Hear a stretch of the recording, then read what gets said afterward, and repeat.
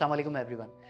ये week market के लिए काफ़ी ज़्यादा वॉलेटाइल वीक रहा। अगर हम देखें जो हाइज़ और लोज़ का स्विंग इंडेक्स का रहा है वो काफ़ी ज़्यादा वॉलेटाइल रहा है। इस वीक के अंदर हमने देखा कि इंडेक्स ने 42,100 के एरिया में लगभग अपना हाई को पोस्ट करा और अगर हम लो की बात करें तो 41,300 के एरिया में इंडेक्स ने अपना लो पोस्ट करा और इस रिकॉर्डिंग के वक्त इंडेक्स इस वक्त अपने 200 डे मूविंग एवरेज के ऊपर ही ट्रेड कर रहा है और लेवल कोई लगभग 41,500 का है। इंडेक्स अपने 200 डे मूविंग एवरेज को ऑनर करते हुए इस वक्त करंटली सस्टेनेंस अपनी शो कर रहा है इस 200 डे मूविंग एवरेज के ऊपर, जो कि एक शॉर्ट टर्म बाउंस को कॉल कर रही है।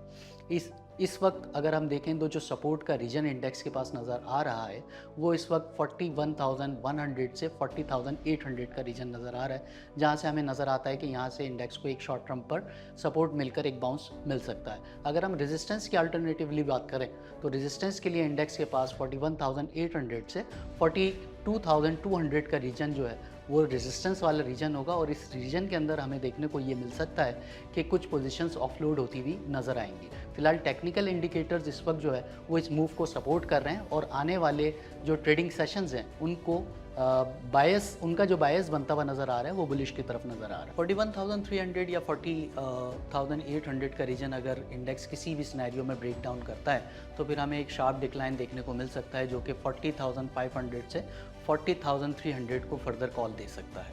42,200 का जो रेजिस्टेंस का जोन है, अगर ये जोन इंडेक्स क्लियर करता है अच्छे वॉल्यूम्स के साथ तो वो बुल्स के लिए खुशखबरी होगी और फिर पोजीशंस हम मार्केट के अंदर नई जो है वो इनिशिएट होती हुई देखेंगे जो कि 43,000 और फिर 43,500 तक इंडेक्स को मूव करवा सकती है। सेक्टोरल पिक्स के हवाले से बात करते हुए अगर हम बैंक की बात करें तो बैंक में इस वक्त यूबीएल बैंक और बैंक अल्फला करंट लेवल्स के पास या डिप मिलने पर बेहतर साबित हो सकते हैं, इनमें पोजीशंस को बनाना चाहिए।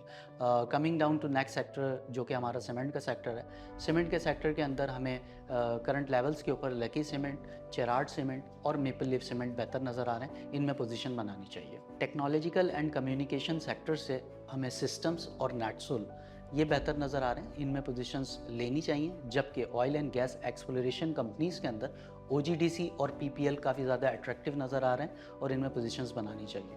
जबकि दूसरी जानिब देखें तो टेक्सटाइल सेक्टर भी लाइमलाइट के अंदर आना शुरू हो गया है और निशात मिल्स और इमेज ये दोनों टेक्सटाइल सेक्टर से काफ़ी ज़्यादा अट्रैक्टिव नज़र आ रहे हैं। अगर हम बात कर लें फर्टिलाइज़र सेक्टर की तो फर्टिलाइज़र सेक्टर से हमें एंग्रो कॉरपोरेशन काफ़ी ज़्यादा अट्रैक्टिव नज़र आ रहा है, इसमें पोजीशंस को इनिशिएट करना चाहिए। अदर सेक्टर्स की या मिसलिनियस सेक्टर से हम बात करना चाहें तो टीपीएलपी और एयरलिंक ये दो स्क्रिप्ट्स जो हैं वो बेहतर नज़र आ रहे हैं, इनमें भी पोजीशंस शॉर्ट टर्म बेसिस के लिए बनाई जा सकती हैं। For real time technical analysis and queries kindly visit us at akdsl.com।